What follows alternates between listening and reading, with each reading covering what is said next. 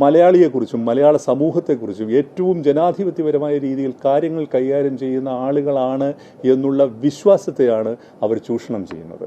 ഇന്ത്യയിലെ ഒരു സ്ക്രീനിലും മലയാള സിനിമ പ്രദർശിപ്പിക്കില്ല എന്നുള്ളത് ഞങ്ങളുടെ സഹപ്രവർത്തകരുടെ മാത്രം പ്രശ്നമല്ല, മലയാള സിനിമയുടെ അഭിമാനത്തിന്റെ പ്രശ്നമാണ്. ഈ നിർത്തിവെച്ച ദിവസങ്ങളിലെ കോമ്പൻസേഷൻ, എത്രത്തോളം നഷ്ടം എൻ്റെ ഈ സഹപ്രവർത്തകർക്ക് വന്നിട്ടുണ്ടോ അത് കണക്കാക്കി കൈമാറിയിട്ടല്ലാതെ മലയാളത്തിലെ ഒരു സിനിമയും PVRന്റെ ഒരു സ്ക്രീനിലും സപ്ലൈ ചെയ്യാൻ ഞങ്ങൾ തയ്യാറാവില്ല. ഒരു തർക്കം ഉടലെടുക്കുകയും ആ തർക്കം പരിഹരിച്ചതിന് ശേഷം മാത്രമേ ഫോറം മോളിൽ സിനിമ സപ്ലൈ ചെയ്യുള്ളൂ എന്ന് പ്രൊഡ്യൂസർ അസോസിയേഷൻ ഒരു തീരുമാനമെടുത്തു.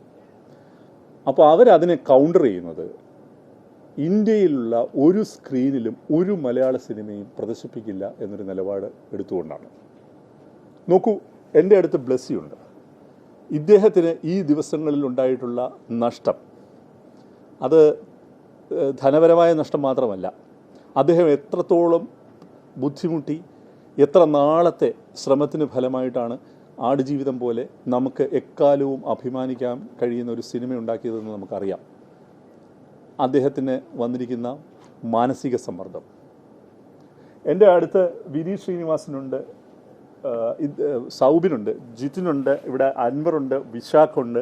ഇവരെല്ലാവരും ഇപ്പോൾ മലയാള സിനിമയുടെ ഏറ്റവും നല്ല കാലഘട്ടത്തിൽ ഗംഭീരമായി ഓടുന്ന സിനിമകൾ ചെയ്ത ആളുകളാണ്. ആവേശവും വർഷങ്ങൾക്ക് ശേഷവും ജയ് ഗണേശൻ്റെ ആളുകൾക്ക് ഇവിടെ എത്തിച്ചേരാൻ സാധിച്ചിട്ടില്ല. ഇവരുടെ ഒന്നും സിനിമകൾ ഇന്ത്യയിലെ ഒരു PVR സ്ക്രീനിലും അവർ പ്രദർശിപ്പിക്കുന്നില്ല.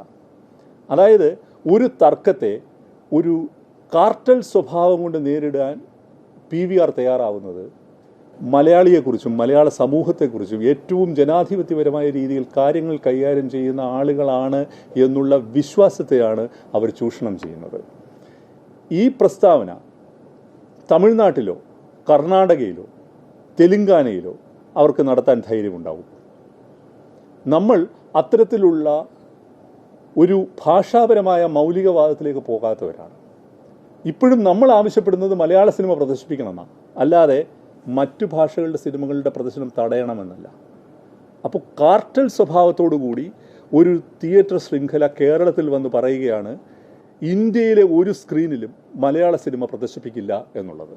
ഇത് ഈ ഞങ്ങളുടെ സഹപ്രവർത്തകരുടെ മാത്രം പ്രശ്നമല്ല, മലയാള സിനിമയുടെ അഭിമാനത്തിൻ്റെ പ്രശ്നമാണ്, മലയാളിയുടെ പ്രശ്നമാണ്.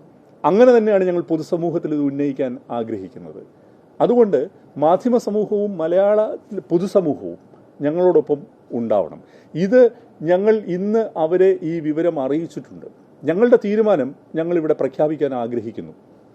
ഈ നിർത്തിവെച്ച ദിവസങ്ങളിലെ കോമ്പൻസേഷൻ, എത്രത്തോളം നഷ്ടം എൻ്റെ ഈ സഹപ്രവർത്തകർക്ക് വന്നിട്ടുണ്ടോ അത് കണക്കാക്കി കൈമാറിയിട്ടല്ലാതെ മലയാളത്തിലെ ഒരു സിനിമയും PVRന്റെ ഒരു സ്ക്രീനിലും സപ്ലൈ ചെയ്യാൻ ഞങ്ങൾ തയ്യാറാവില്ല.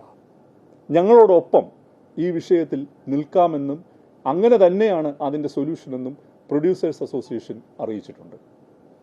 അപ്പോൾ ഒരു ട്രേഡ് ഇഷ്യൂ അല്ല ഞങ്ങൾ നിങ്ങളുടെ മുമ്പിൽ ഉന്നയിക്കുന്നത്.